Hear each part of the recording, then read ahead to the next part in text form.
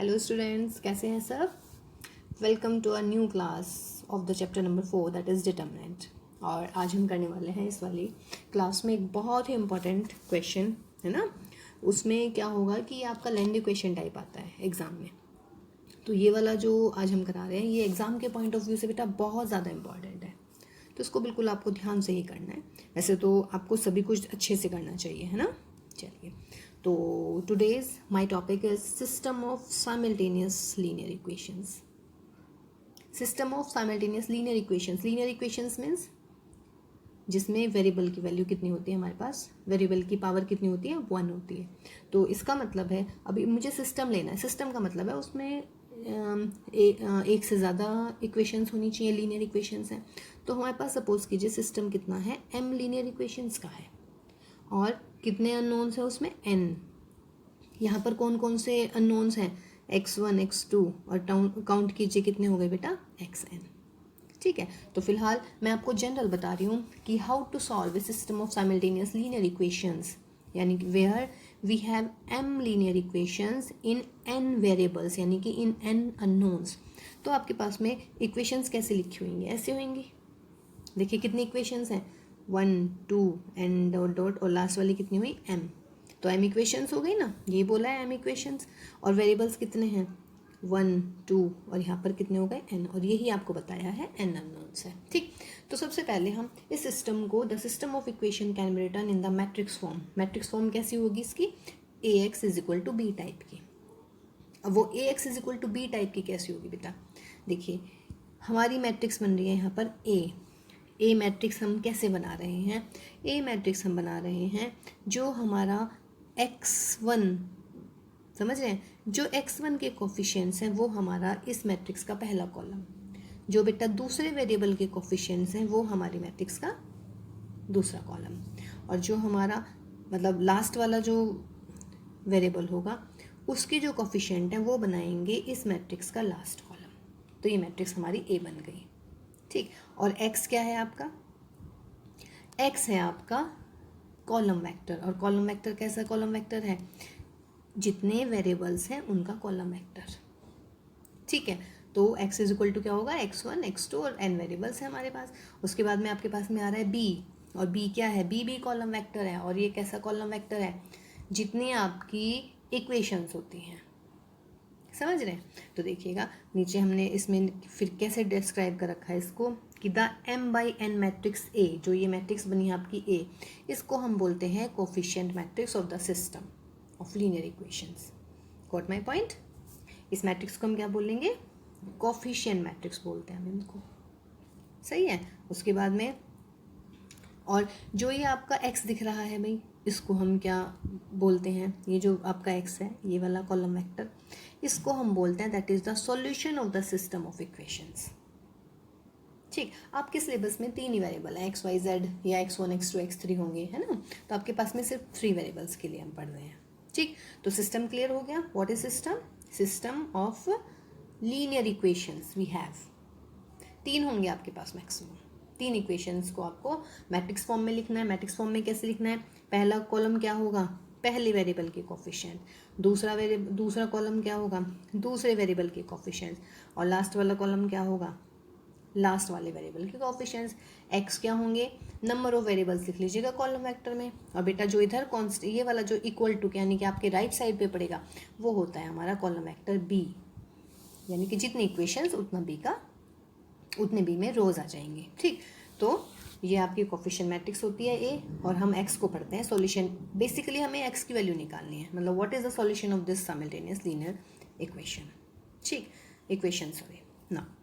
अब हमारा जो ये सिस्टम है, हम पढ़ रहे हैं ना सिस्टम।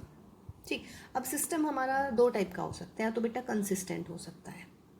कंसिस्टेंट कब होगा system, when the system of equations has 1 और मोर सॉल्यूशन। पढ़ा है ना आपने 10th में, लीनियर इक्वेशंस पढ़ी हैं इन 2 वेरिएबल्स। उसमें क्या होता था, उसमें आपके 3 केसेस आते थे, 1 solution, more than 1 solution and no solution. Means अगर हमारे पास में 1 सॉल्यूशन है या मोर सॉल्यूशन है, 1 हो या मोर हो, लेकिन आई मीन टू से सॉल्यूशन होना चाहिए, देन वी से the system is consistent. Got my point. The system is consistent, and if otherwise it is inconsistent if the system has no solution. Otherwise means भैया तो solution होगा, अब solution होगा तो दो केस हो सकते हैं, या तो सॉल्यूशन 1 हो या फिर ज़्यादा हो, एक से ज़्यादा, बट सॉल्यूशन होना चाहिए. अगर सॉल्यूशन होता है तो कंसिस्टेंट होता है, और बेटा अगर सॉल्यूशन नहीं होता तो सिस्टम होता है इनकंसिस्टेंट.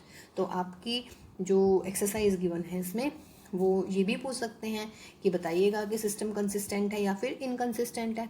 तो अगर एक या एक से ज़्यादा सॉल्यूशन है तो consistent. I mean if the system has solution, system of equations has solution, either it may be 1 और मोर, then the system said to be consistent, and if the system has no solution then the system is said to be inconsistent. Now the problem is how can you find the system is consistent or inconsistent, है ना. तो अब हमारा motive शुरू होता है कि consistent या फिर इनकंसिस्टेंट. अच्छा, अब देखिएगा, पहले आपके में आप जो अब मैंने आपको देखिए n वेरिएबल्स के लिए बताया है, ये आपके जो सॉल्यूशन है सिस्टम ऑफ लीनियर इक्वेशंस आपकी 3 वेरिएबल में मिलेगी मैक्सिमम. देखिए a आ गया आपकी 3/3, और ये x आपका 3 वेरिएबल, और ये आपकी 3 इक्वेशंस, तो ये आपका b हो गया. तो x is equal to b type का आ गया, है ना. तो वही मैं आपको बता रही थी कि आपके सिलेबस में x is equal to b type का आएगा. नाउ अब हमें निकालना है भाई solution. Now come to the main topic of this chapter. देखिए मैट्रिक्स मेथड से अब आपको, मतलब मैट्रिक्स मेथड से ही आपको इसका सॉल्यूशन निकालना है. तो मैट्रिक्स मेथड में क्या करना है, देखिए ax is equal to b हमने सिस्टम लिखा ही है अभी जो हमने पीछे करा है. ax is equal to b type की सिस्टम है, n लीनियर इक्वेशंस, n का बता रही हूँ मैं, इन n सपोज कीजिए अननोन्स है, ठीक है. अब इसमें देखिएगा, अगर इसमें 2 केस आएंगे बेटा. मैट्रिक्स के बारे में आपको पता लगाना है कि मैट्रिक्स कैसी है हमारी. अगर मैट्रिक्स है non singular, non singular means determinant A not equal to 0. और भाई जब determinant A not equal to 0 होता है तो फिर हम क्या कहते हैं, हम कहते हैं भाई ए इनवर्स एग्जिस्ट कर गई, ये कहते हैं ना, ठीक. तो if determinant of A non 0, तो इसका मतलब है ए इनवर्स एग्जिस्ट करती है ना. अभी देखिए यहाँ से हमारा एक सॉल्यूशन आने वाला है बहुत बढ़िया. ये रहा, देखिए नीचे थ्योरम जहाँ पे मैं अभी मार्क कर रही हूँ. If determinant A is non 0 then the system is consistent and has the unique solution. Got my point.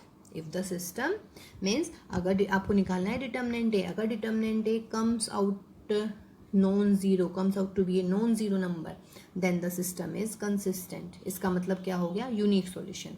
अब वो देखिए यूनिक सॉल्यूशन क्या है. यूनिक सॉल्यूशन उन्होंने निकाला है, मतलब थ्योरी है लेकिन आपको तो क्वेश्चन में करना है. सॉल्यूशन आपका सिस्टम कैसे लिखा जा रहा है, A X is equal to B type का, यही है ना. फिर ए इनवर्स हम कह रहे हैं एग्जिस्ट कर रहे हैं, तो ए इनवर्स जब एग्जिस्ट कर रही है तो क्या करेंगे आप, ए इनवर्स की प्री मल्टीप्लाइंग कर दीजिएगा. ए इनवर्स इसके आगे लिख देंगे, ए इनवर्स इसके आगे लिख देंगे. फिर यहाँ पे क्या लगाया, एसोसिएटिव इसमें, तो ए इनवर्स इंटू ए क्या हो गया आई, और आई की एक्स में मल्टीप्लाई एक्स, तो ये आ गया मेरा x is equal to A inverse B. ये हमारा हुआ सॉल्यूशन, यानी कि x is equal to A inverse B. तो अगर कोई नॉन सिंगुलर मैट्रिक्स होती है तो यूनिक सॉल्यूशन होता है, और यूनिक सॉल्यूशन क्या होता है बेटा, x is equal to A inverse B. और जब सॉल्यूशन आ गया तो इसका मतलब सिस्टम क्या हो गया, consistent. Got my point, very good. अच्छा, अब आता है भाई दूसरा केस. दूसरे केस में क्या हो सकता है, ज़रूरी तो नहीं है ना कि डिटर्मिनेंट जो है मतलब हमेशा ही नॉन 0 आएगा, मीन्स नॉट नेसेसरी कि हमेशा नॉन सिंगुलर मैट्रिक्स आएगी. सेकंड केस है इफ डिटर्मिनेंट ए इज 0. जब डिटर्मिनेंट ए 0 आ जाए इसका मतलब क्या होगी, मैट्रिक्स सिंगुलर, है ना. जब डिटर्मिनेंट ए 0 आ जाता है तो मैट्रिक्स को हम क्या पढ़ते हैं, सिंगुलर मैट्रिक्स. तब आपको चेक करनी है ये वाली चीज़, means adjoint A into B निकालिएगा. व्हाट इज ओ, ओ है नल मैट्रिक्स, है ना. तो अगर डिटर्मिनेंट ए इज 0 तब आपके पास में 2 केसेस आ सकते हैं, या तो कंसिस्टेंट का भी आ सकता है और या फिर इनकंसिस्टेंट का भी आ सकता है. देखिए अगर डिटर्मिनेंट ए नॉन 0 है तो 100% कंसिस्टेंट. बट अगर सपोज कीजिएगा आपका आ रहा है डिटर्मिनेंट कितना, अगर डिटर्मिनेंट ए आ रहा है 0, तब आपको दो चेक करना, मतलब आपके पास में 2 केसेस होंगे, कंसिस्टेंट भी हो सकता है, इनकंसिस्टेंट भी. कंसिस्टेंट कब होगा, अगर adjoint A into be in matrix की मल्टीप्लाई नल मैट्रिक्स आ जाती है. अगर एडजॉइंट ए और बी की मल्टीप्लाई आ गई नल मैट्रिक्स तो हम कहते हैं कंसिस्टेंट, ठीक है। और कंसिस्टेंट होने का मतलब क्या हुआ कि उसका सॉल्यूशन होगा। अब यूनिक तो होगा नहीं, इसका मतलब क्या आया केस, इनफाइनाइट मैनी सॉल्यूशन, ठीक है। तो system consistent, infinitely many solution. और ये कब होगा, इफ डिटर्मिनेंट ए 0 आ रहा है और एडजॉइंट ए इंटू बी भी किसके इक्वल आ रहा है, नल मैट्रिक्स के इक्वल आ रहा है, ठीक। अब दूसरा केस क्या हो सकता है भाई, दूसरा केस ये हो सकता है डिटर्मिनेंट ए तो 0 हो but adjoint A into B non null आ जाए, ठीक। तो इसका मतलब होता है सिस्टम इनकंसिस्टेंट। और inconsistent means what, no solution. Inconsistent कब निकालते हैं आप, जब होता है नो सॉल्यूशन। तो यानी कि इस केस में हो जाएगा नो, कहाँ लिखूँ, यहाँ लिख लेती हूँ, चलिए, no solution. Got my point. तो ये आपके पास में थ्योरी है जो आपके काम आने वाली है, ठीक है। तो भाई थ्योरी के बाद में हमारा क्वेश्चन है ना, क्वेश्चंस करते हैं। एक्सरसाइज नंबर 4.6 आपके पास में 4.6 के मतलब क्वेश्चन सारे एक जैसे हैं लगभग। तो आपको ऐसे मिलेगा बेटा सिस्टम ऑफ लीनियर इक्वेशंस और आपको सॉल्व करना है एक्स वाई जेड, है ना।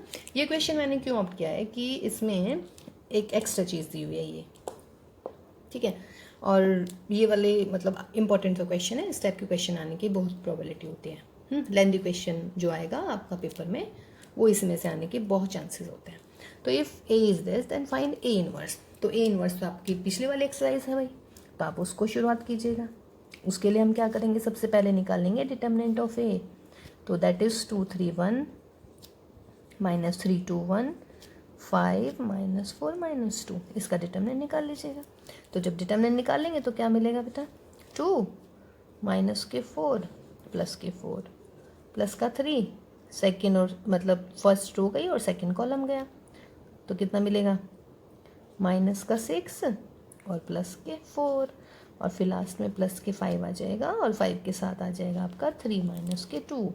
तो दैट इज़ 2 × 0 +3 × -2 +5 × 1 दैट इज -6 +5। तो डिटर्मिनेंट कितना आया, -1 यानी कि नॉन ज़ीरो। तो देयरफॉर ए इनवर्स एग्जिस्ट, है ना। तो पहला काम तो हमारा यही होता है कि डिटर्मिनेंट ए निकालना, ए इनवर्स एग्जिस्ट भी कर रहा है या नहीं कर रहा है ना। उसके बाद में फिर क्या होता है भाई, डिटर्मिनेंट ए निकल गया आपका, ठीक। अब इसको रब करते हैं, डिटर्मिनेंट ए याद रखिएगा -1 आया है। अब हमें निकालनी है एडजॉइंट ए। एडजॉइंट ए क्या होती है हमारी, एडजॉइंट ए कैसी मैट्रिक्स होती है, A11, यहाँ पर A12 A13, फिर यहाँ पर A21 A22 A23 A31 A32 और यहाँ पर होती है A33। And what are these are the cofactors, है ना। देखिए पूरा सारा कुछ हम पहले क्लासेस में बता चुके हैं बहुत प्रॉपर वे में, तो आप उस वीडियोस को देखिएगा वहाँ से अगर किसी को भी डाउट हो रहा है थोड़ा भी। तो A11 का मतलब है फर्स्ट रो फर्स्ट कॉलम गया, 2 1 -4 -2, इसका लिख दीजिएगा डिटर्मिनेंट। तो कितना मिलेगा बेटे, चलिए यहीं पे लिख देते हैं। तो दैट विल बी -4 +4, इसका मतलब हो गया 0। फिर निकालेंगे A12 1 and 2 3, तो -1 की पावर 3 नेगेटिव कर देंगे इसमें। तो फर्स्ट रो गई, सेकेंड कॉलम गया, 3 1 -4 -2, तो दैट विल बी -6 +4, तो दैट इज +2। फिर आता है हमारा A13 first row third column, 3 1 2 1, तो ये आ जाएगा मेरा 3 -2 दैट इज 1। 3 और 1 प्लस होते हैं, सॉरी 3 + 1 होता है 4, तो -1 की पावर 4 क्या होगा आपका, पॉजिटिव ही रहेगा, है ना। फिर आता है हमारा A21 2 और 1 3, तो -1 की पावर 3 यानी कि नेगेटिव, यानी कि सेकेंड रो गई फर्स्ट, तो -3 5 1 -2, तो दैट विल बी -6 +5, तो इट आई हैव हियर 1। फिर आता है बेटा A22, ये प्लस रहेगा, सेकेंड रो सेकेंड कॉलम, 2 1 5 -2, तो दैट इज -4 -5, यानी कि माइनस का कितना मिला हमें, 9। समझ रहे हैं, अरे उल्टा हो गया भैया थोड़ा सा, यहाँ पे 6 और यहाँ पे एकदम देखिए ध्यान चला गया। अगर चूँकि अब ये मिट जाता और मिटने के मतलब है कि फिर तो ये सवाल गलत आता, आपका आंसर गलत आ जाता। चलिए फिर आया आपका A23, 2 और 3 5 negative second row third column that is 2 minus 3 1 and 1। तो क्या मिलेगा भाई 2 और प्लस के 3 इसका मतलब माइनस का 5 है ना। तो पहले इनको मैं लिख लेती हूँ। A11 कितना है 0 फिर 2 एंड 1। तो लिखिए बेटा इसको 0 2 एंड 1 यहाँ पे लिख लेते हैं 0 2 एंड 1। और A21 ये कितने हैं -1 -9 -5 मिटा लीजिएगा इसको -1 -9 -5 ये है ना ठीक है। और अब हम बाकी के 3 बचे इनको निकालते हैं। A31 देखिए बेटा थर्ड रो गई फर्स्ट कॉलम गया इसका मतलब -3 2 5 -4 डिटर्मिनेंट लगा लीजिएगा। तो ये हो जाएगा 12 -10 इसका मतलब कितना मिला 2। A32 देखिएगा A32 means third row second column means 2 3 5 -4 और यहाँ पे 3 2 -1 की पावर 5 हो जाएगी तो नेगेटिव आ जाएगा। तो -8 -15 तो कितना मिला भाई +23। A33 third row third column 2 3 -3 and here 2 determinant कीजिएगा 4 और +9 तो व्हाट आई हैव 13।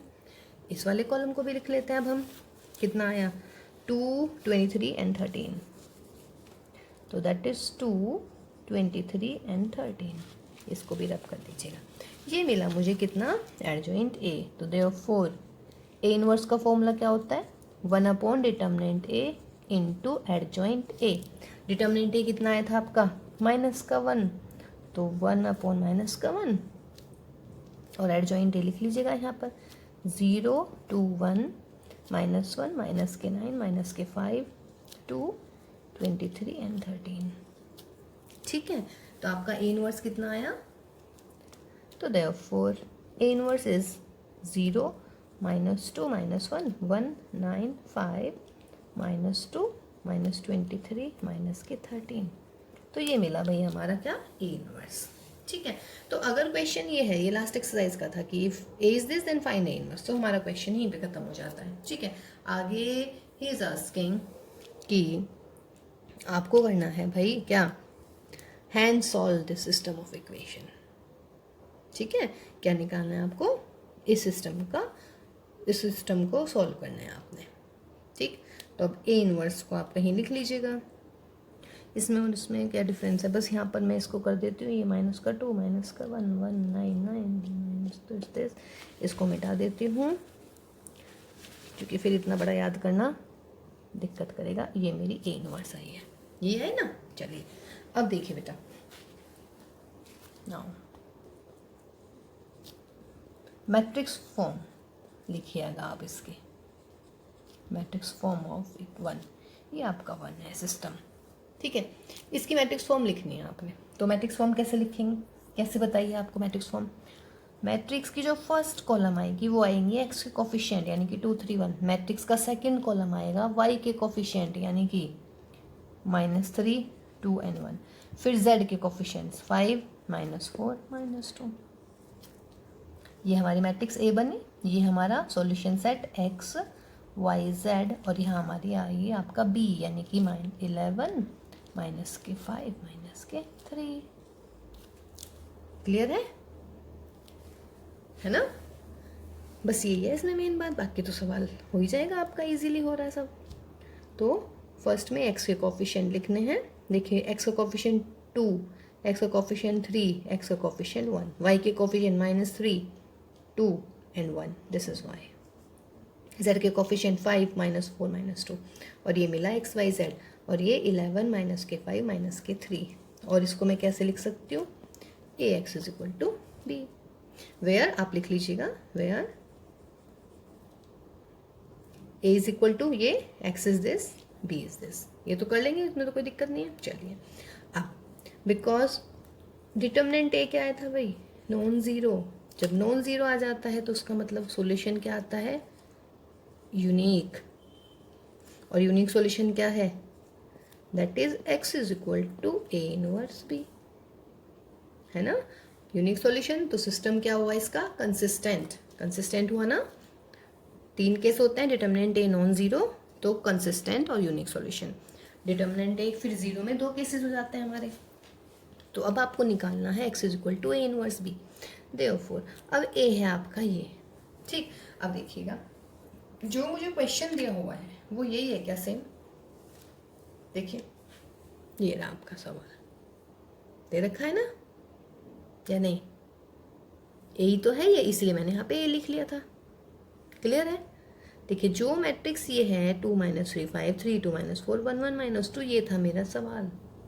तो मुझे यहाँ पे दोबारा नहीं निकालने की ज़रूरत पड़ेगी इन्वर्स को, जो मेरा पहले इन्वर्स आएगा वही मैं यहाँ पे अप्लाई कर दूँगी। तो देयरफॉर समझ रहे हैं। देखिए ये है कि आपको पहले मैट्रिक्स ए दे रखी है, उसके बाद एक सिस्टम दे रखा है, उसको सॉल्व करवा रहा है उसी की हेल्प से। तो पहले हमने ए इन्वर्स निकाल दिया, इस सिस्टम को मैट्रिक्स फॉर्म में लिख दिया। अब आपको क्या दिख रहा है कि जो ये कोफिशिएंट मैट्रिक्स है ना वो सेम ही है जो हमें क्वेश्चन मिल रहा था। तो अब ए इनवर्स निकालेंगे नहीं आप दोबारा, आप ए इनवर्स को इसी में वैल्यू रख दीजिएगा, तो रखिएगा। तो therefore x is equal to A inverse लिख लीजिएगा बेटा, 2 - 3 नहीं, क्या ये इनवर्स, ये हमारी 0 - 2 - 1, और यहाँ पर 1 9 5 -2 -23 एंड माइनस के 13, और b क्या है बेटे हमारा 11 -5 -3।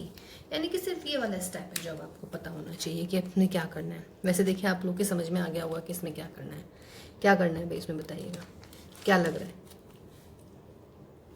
आपको। बस क्या करना है बेटा, मैट्रिक्स मल्टीप्लाई करनी है और क्या करना है, ये ए इनवर्स की वैल्यू लिख दी, यहाँ पे b आ गया हमारा, ए इनवर्स इंटू b कर दीजिएगा, ठीक है। तो वो किसके इक्वल आ जाएगा, कैपिटल X के इक्वल करिएगा मल्टीप्लाई।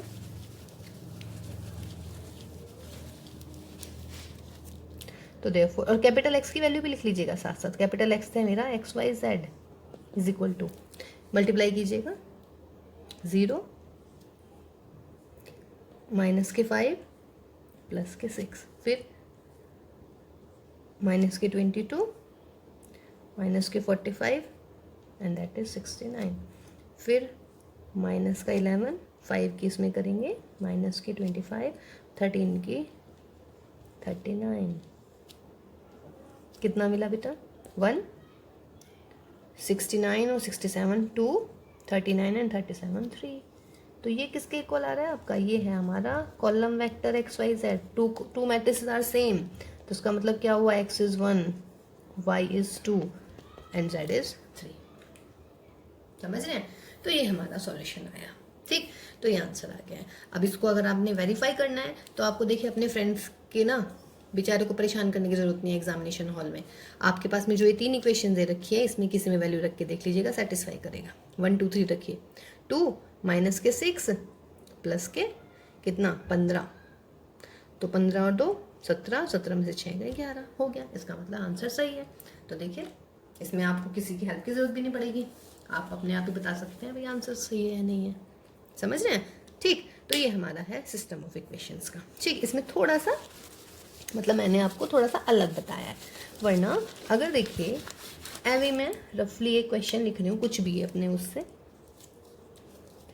मान लीजिएगा 3x + y - 4z is 7, x - y + 2z is 5 and 3x - के 2y - का z इज इक्वल टू 1 नहीं, चलिए मान लीजिएगा कुछ और लिख लेते हैं 8, कुछ भी, ठीक है।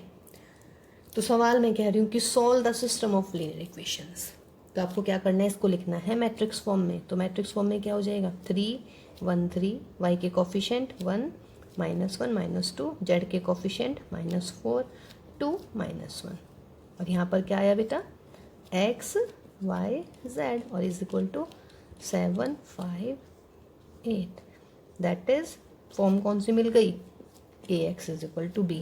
देखिए ये a where a is this, x is this, b is this. फिर आपको निकालना है डिटर्मिनेंट a, अगर नॉन जीरो आ जाता है तो देयरफॉर सॉल्यूशन क्या मिलेगा आपका a इनवर्स b। समझ रहे हैं। फिर आपको बस इसका इन्वर्स निकालना है आपको पुराने तरीके से, और जो भी इन्वर्स आएगा वो यहाँ पे लिख लेंगे और उसकी मल्टीप्लाई किस में कर देंगे b में, तो वो आपका सॉल्यूशन आ जाएगा। समझ रहे हैं, ठीक है। तो ये आपके पास में बेटा एक्सरसाइज नंबर है आपकी जो नेक्स्ट है वो, और वो मतलब मेरे ख्याल से हो जानी चाहिए। ठीक है, 4.6 अब कोई दिक्कत नहीं होनी चाहिए। मिसलेनियस के कुछ सवाल बच रहे हैं वो हम करेंगे। देखिए एक क्वेश्चन और है इसमें, इस टाइप के क्वेश्चन भी बहुत आ रहे हैं आपके पुराने एग्जाम, पुराने पेपर उठा के देखिएगा आप, ठीक, तो उसमें आपको ये मिलेंगे पुराने वाले। लास्ट ईयर के क्वेश्चन पेपर उठाइएगा। कह रहे कि determine the product of to matrices, minus के 4 दिस 4 1 माइनस के 3 4 3 माइनस 1। एक मैट्रिक्स ये हो गई भाई, और दूसरी मैट्रिक्स हमें ये दे दी गई है 1 minus 1 1 1 minus 2 and 2 and that is 2 1 3। ठीक है, ये वाला सवाल भी बहुत इंपॉर्टेंट है। एक तो वही हो गया, अरे उसमें एक टाइप और बतानी थी, पर चलिए इसमें बता देंगे हम उसको। तो कह रहा है कि find the product and use this to solve the equation, and use this to solve hence, यानी कि हेंस मीन्स आपको जो आपको ऊपर रिजल्ट दिया हुआ है उसी की हेल्प से करना है। x minus y plus z is equal to 4, x minus 2y minus 2z is equal to 9, और 2x plus y plus 3z is equal to 1। देखिए इसको सॉल्व करना है इसकी हेल्प से। ठीक है, तो पहले आप इसका प्रोडक्ट निकाल लीजिएगा इन दोनों मैट्रिक्स का। तो क्या होगा,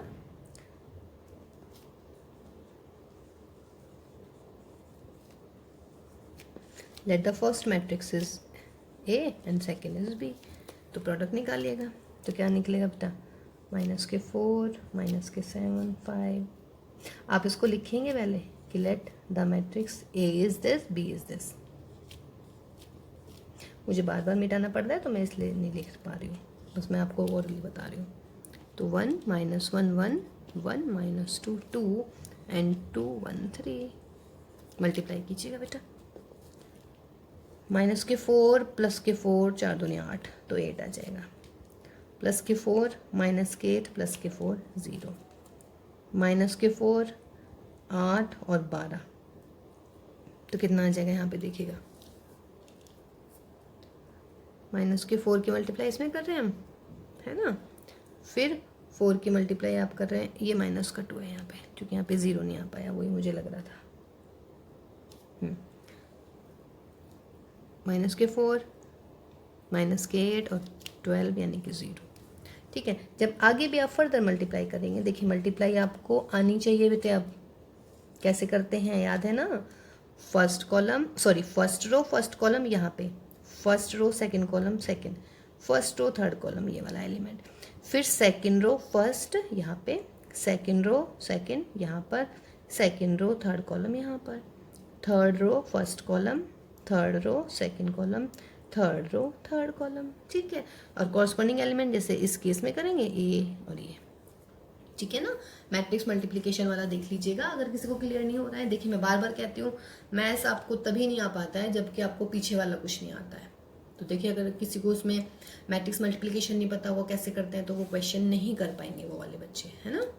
जिसको एडजॉइंट नहीं पता, को फैक्टर्स नहीं पता, जिसे डिटरमिनेंट नहीं पता, तो वो भी नहीं कर पाएंगे, है ना। बिकॉज ये सारी चीज़ें बेटा आपस में कोरिलेटेड होती हैं।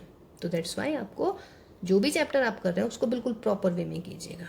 ठीक है बच्चों, क्या आ गया अभी, आप क्या दिख रहा है, दैट इज 8 इंटू आई, ये मिला मुझे a इंटू बी, है ना।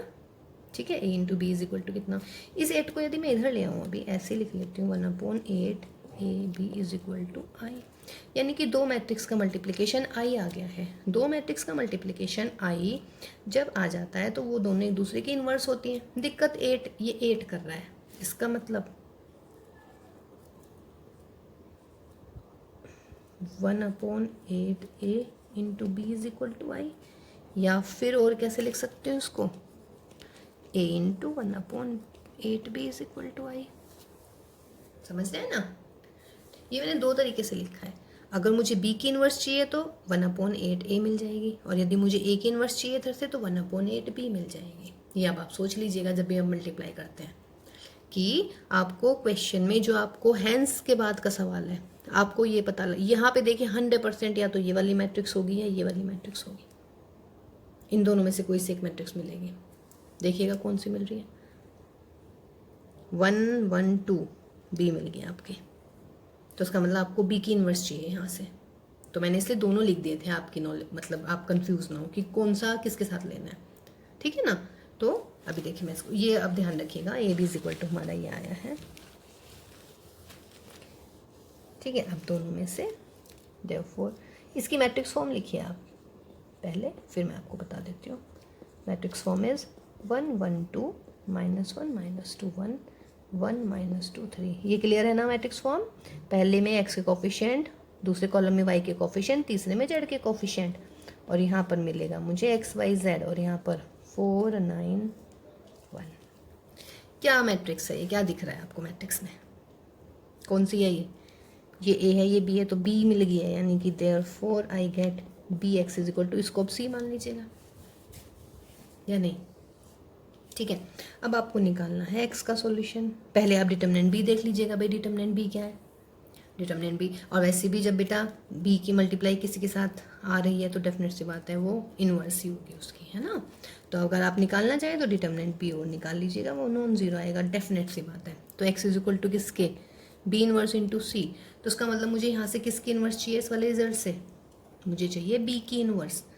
तो इस 8 को मैं ए के साथ लिख दूंगी, तो 1/8 A into B is equal to I. इसकी ज़रूरत नहीं है मुझे फिलहाल।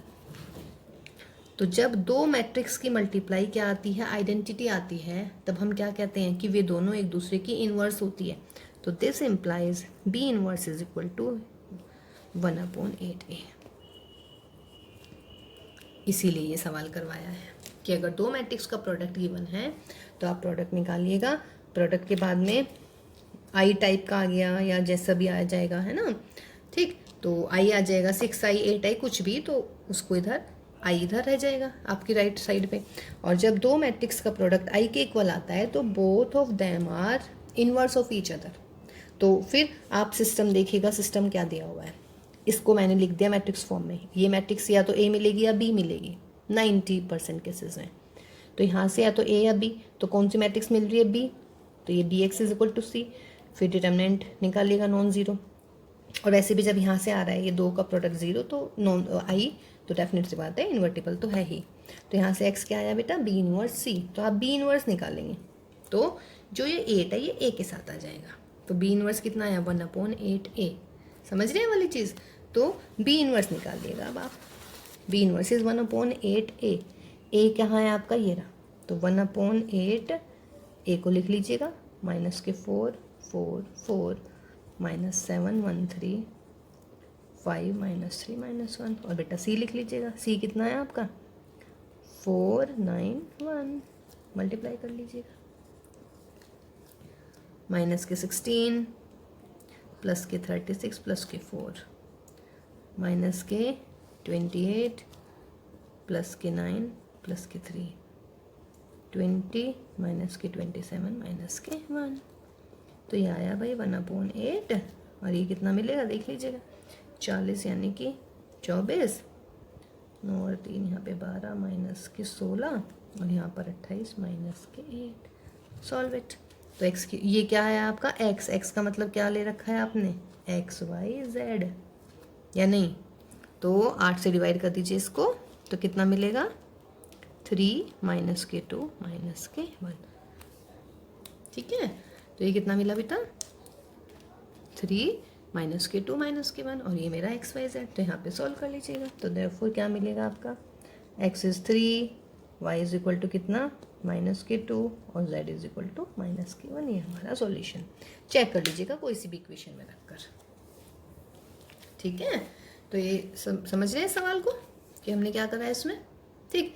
अब इसमें जैसे एक सवाल ये मिला, और दूसरा क्या मिल सकता था हमारा सवाल, दूसरा एक और मिल सकता था कि ए की फॉर्म में आ जाता, मीन्स इक्वेशंस क्या बन जाती, देखिए यहाँ से इक्वेशंस बन जाती फिर माइनस के 4x प्लस के 4y प्लस के 4z इज इक्वल टू जो भी, माइनस के 7x प्लस के y प्लस के 3z इज इक्वल टू कोई कांस्टेंट, 5x माइनस के 3y माइनस के z इज इक्वल टू कोई कांस्टेंट। फिर वहाँ से हमारा सॉल्यूशन मिलता ax is equal to c, तो x आता a इनवर्स c। तो a इनवर्स c के लिए तब आप क्या करते हैं, इनवर्स c में अगर मुझे x is equal to a inverse c type मिल जाता, तो फिर बेटा जो मेरा रिजल्ट था A B is equal to 1/8 ऐसे था ना, तो मुझे इसका मतलब a की इन्वर्स चाहिए, तो मैं क्या करती 1/b a = I। तब इस केस में a इन्वर्स हो जाता 1/8b। ठीक है, तो इस टाइप के सवाल आते हैं आपके एग्ज़ाम में, बहुत अच्छा सवाल। ठीक, ये वाला भी और इससे पहले वाला भी। तो अब आपको 4.6 करनी है बेटा, और नेक्स्ट क्लास में आपके क्वेश्चंस करवाते हैं हम एनसीईआरटी के मिसलेनियस के जो हैं। ठीक है, till then take care all of you and bye bye.